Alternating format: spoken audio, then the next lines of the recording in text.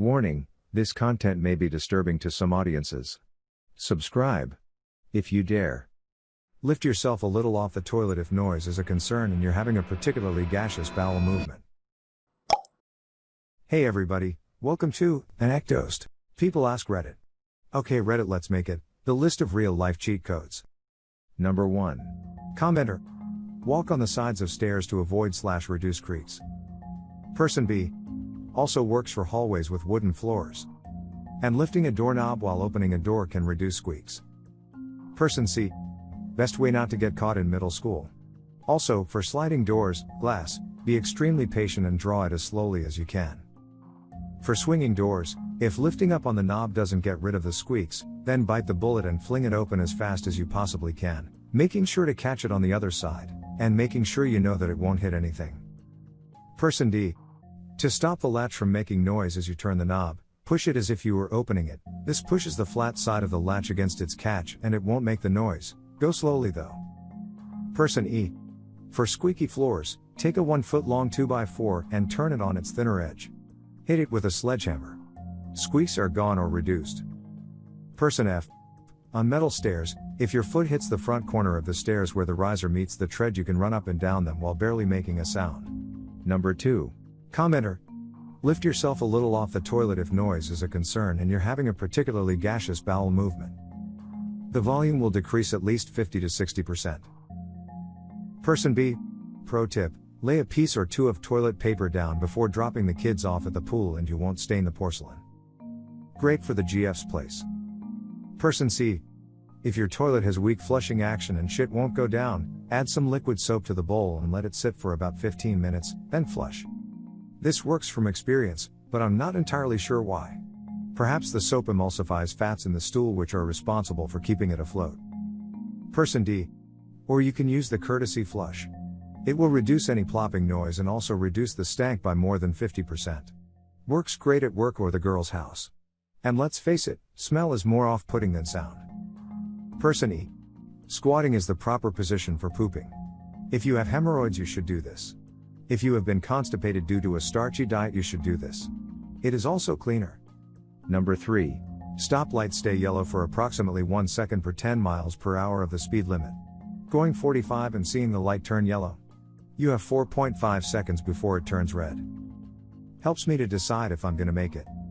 Knocked over a candle and wax went all over the table/sofa/dog. Use a clothes iron and a paper towel over the wax. As you iron the paper towel on the wax it melts and soaks into the paper towel. You can remove pretty much all traces of wax this way. Number 4. Commenter. Talk to everyone like you would your best mate and smile.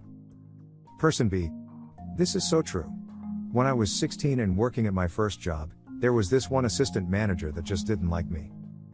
He was always on my case, and always gave me the worst shifts. I was telling my grandmother this one day and she told me, "Honey, the secret is to kill him with kindness." It's really hard to be mean to someone that's really nice to you. She died that same year, but those words have never left me. Every time I find myself dealing with someone who's difficult or rude, I hear my grandmother's voice in the back of my mind saying just kill him with kindness.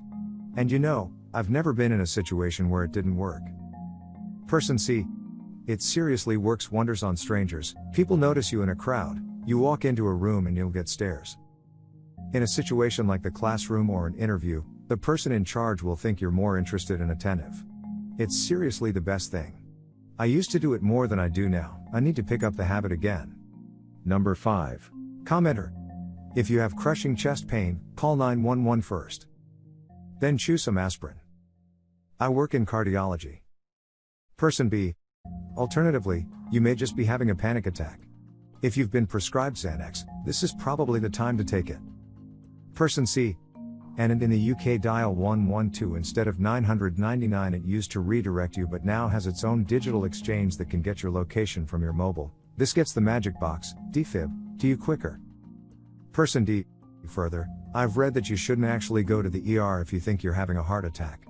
It will take time to get to and be seen in the ER, whereas the ambulance will come to you quickly and immediately treat you. Number 6. Commenter. Secretaries, tech support and janitors are the true power in office buildings. Make friends, remember birthdays, and you can get anything you need or go anywhere you need. Person B. Don't forget building security, they are very helpful people to know in a pinch. Person C. Don't forget the LSP or local service provider. They are oftentimes the ones that do the furniture maintenance and will be the ones to make desk adjustments, unlock desks, and handle move requests and other furniture needs. It's really handy to be on their good side. Person D. For that matter, the people who answer the phones at fancy restaurants wield complete control over whether or not you get a table and how well you will be treated upon arrival. If you are nice to them, they will go out of our way to try and get you help, but if you act like a self-entitled, insufferable prick, they will deny you what you want even if the restaurant is empty that night and put notes on your client information letting everyone know how much you suck, and you will be accommodated accordingly in the future. Number 7. Commenter. Shut the F up. Wait for the lawyer. Person B. Even better, as a soon-to-be defense attorney about to hang up his shingle, there are 2 questions to ask. 1. Am I under arrest? If no, then ask 2. 2. Am I being detained? If no, say, then I'm leaving. If yes to either question, then say, I'd like to wait for my lawyer then. That will shut them up right there. And don't talk about your situation when you're put in holding either. As they say, the walls have ears. Person C. If you are called in for questioning about a crime that you did not commit, it is okay to cooperate with police if you have information that could lead to the capture of a criminal. If your role is questionable, you have to use your own best judgment. That said, if an interview goes sour, the correct advice is either I am exercising my right to be silent or I am now requesting a lawyer to be present during questioning, to advise me. This interview is terminated. May I leave now? If you don't say either of these things, the cops will continue to question you. Number 8. Commenter. When receiving a call from a solicitor, simply press 9, the call will be dropped and your phone number is then put on the company's do not call list. 95% of companies support this feature. I love it. Person B. Also pay the small fee to disallow unlisted/withheld numbers from calling you. Just pay for a month.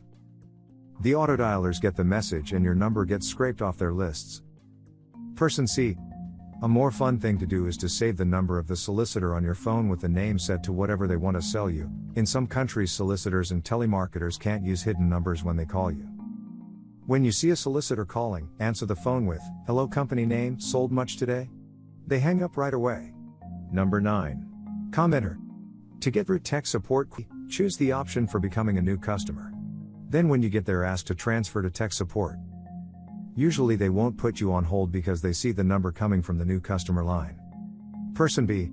Also, if you're calling your ISP tech support and you don't want to talk to the guy in India who wants to make sure you plugged everything in, just ask for level 2 tech support. You will probably get someone from your country who can actually test your line. Number 10. I know this works in California.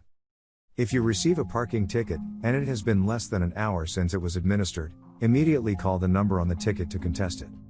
The call will go through a series of automated questions. You want to answer these questions based on the premise that your car had overheated, and that you only parked where you did out of necessity.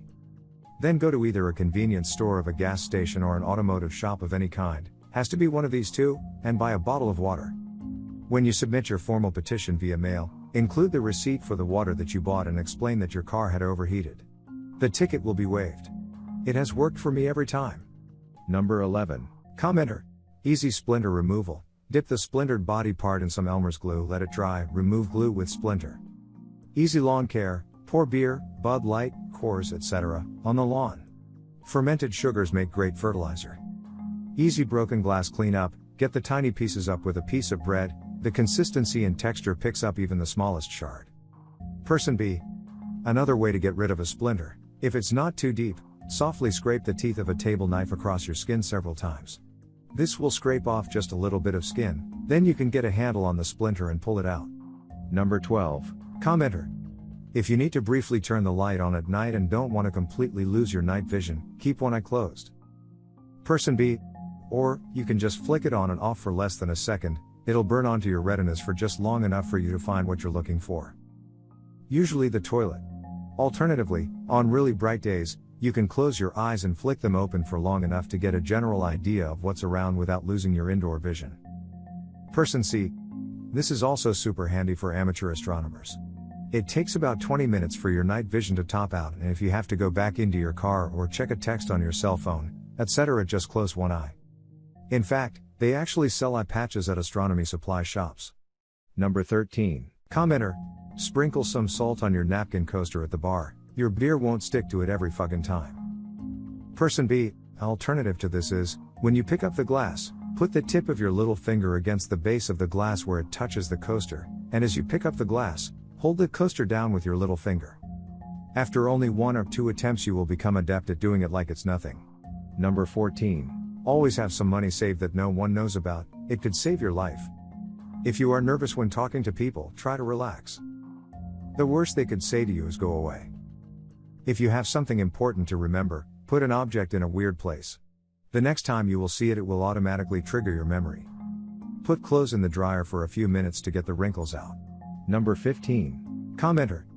If you get brain freeze from eating something cold too quickly, press your tongue against the roof of your mouth as hard as you can. Voila, instant brain freeze relief. Person B. 2 more brain freeze related tips. 1. You can relieve brain freeze by putting the cold drink against your forehead. It sounds like I'm just effing with you, but try it. 2. Brain freeze is triggered in the back of the roof of your mouth. If you swallow without letting the coldness touch that part of your mouth, you'll avoid brain freeze altogether. Person C. Also, breathe large amounts of air in through your nose. Assuming you're not eating ice cream outside in the middle of winter, this will have the same warming effect. Number 16. Commenter. Never bring anything into work. That way, when you leave, earlier than usual, it doesn't look like you're leaving for the day. Person B. This works incredibly well. A guy I used to know would always leave a jacket on his chair, even when he wasn't there. He had a set of keys he'd leave next to his mouse as well. He'd come in wearing a different jacket and switch them from time to time. He never carried a backpack or anything that could potentially mark a beginning/end of the day while being carried. He just carried a notebook all the time. It was next to impossible to tell when the dude was actually at work. Make sure to share your personal story in the comments below and have the opportunity to be featured in a future video. Also, if you like these topics, don't forget to like, subscribe, and hit the notification button to continue seeing more content like this every day. See you next time.